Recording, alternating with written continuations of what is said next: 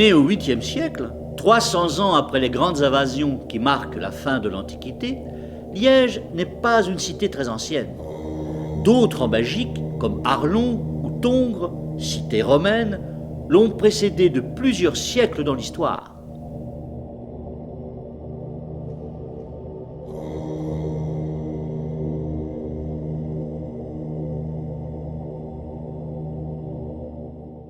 Notre cité s'édifia principalement sous les mers du Palais, à l'époque des Mérovingiens.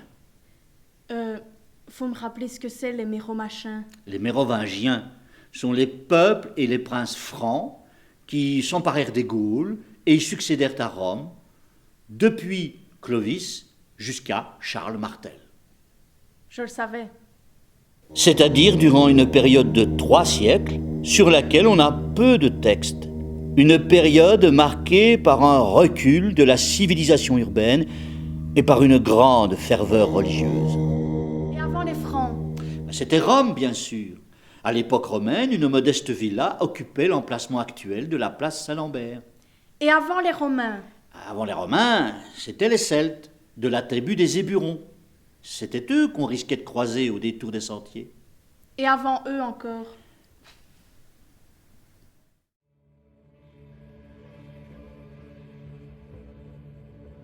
On aurait certainement croisé cet animal redoutable, cet ours dont le crâne a été trouvé à Pépinster, et qui n'aurait fait qu'une bouchée du plus costaud d'entre nous. Au début de notre histoire, l'espace de la cité était un marécage, et les hommes s'établirent plutôt sur les pentes, au nord principalement. Le premier établissement humain attesté est un groupe de cabanes accrochées au flanc d'une colline, le Publicus Mons, montagne publique, c'est-à-dire le Publiémont. Le reste du pays devait ressembler à ce paysage. Ce n'était qu'enchevêtrement d'arbres gigantesques,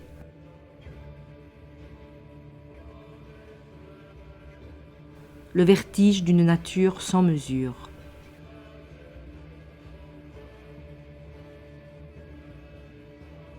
Le Publiémont, c'est le cœur ancien du pays.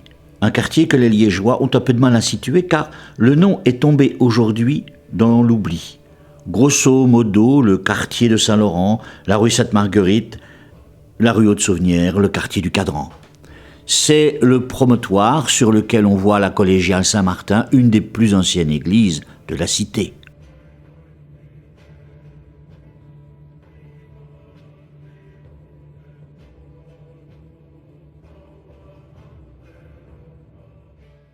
Et ces Éburons, ils étaient comment?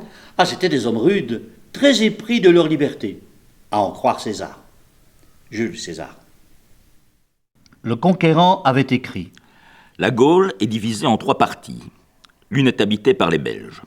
Les plus braves, parce qu'ils sont les plus éloignés de la province romaine et des raffinements de sa civilisation, parce que les marchands y vont rarement et par conséquent n'y introduisent pas ce qui est propre à ramollir les cœurs. Enfin, parce qu'ils sont les plus voisins des Germains qui habitent de l'autre côté du Rhin et avec lesquels ils sont continuellement en guerre. Entre 58 et 50 avant Jésus-Christ, le général romain vaincra ces peuples et les soumettra à la puissance de la République. Mais les Belges, c'était des sauvages? Vieux débat. L'histoire des Celtes, hélas, fut écrite par leurs vainqueurs. Et les Celtes n'ont pas écrit leur histoire? Eh non. Ces peuples n'avaient pas d'écriture propre. Mais l'archéologie nous montre des rassemblements de familles avec des cités florissantes, des routes parcourues de marchands écrivant le grec, marchant jusqu'à la Baltique pour en ramener l'ambre jaune et jusqu'en Cornouailles pour en ramener l'étain. Le pays celte était strié de chemins que sans doute les Romains utilisèrent et améliorèrent. Loin de former une civilisation grossière, les Celtes avaient produit une culture complexe, originale, bien enracinée. Les Belges, du celte belge, c'est-à-dire se gonfler de fureur, appartenaient à cette vaste nation des Celtes. Les Germains, leurs voisins, se déclaraient leurs ennemis attitrés. On retrouve ces Belges de l'autre côté du Channel, sur l'île de Bretagne. Certains historiens pensent aujourd'hui que les Belges de notre région étaient des tribus germaniques dominées par des nobles Celtes. Quoi qu'il en soit, leur réputation était détestable.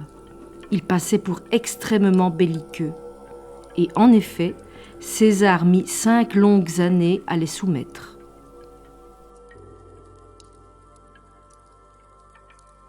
Non sans mal, car une confédération de ces Celtes, dont les Éburons, commandée par un chef charismatique nommé Ambiorix, attira la 14e Légion dans la profonde forêt charbonnière.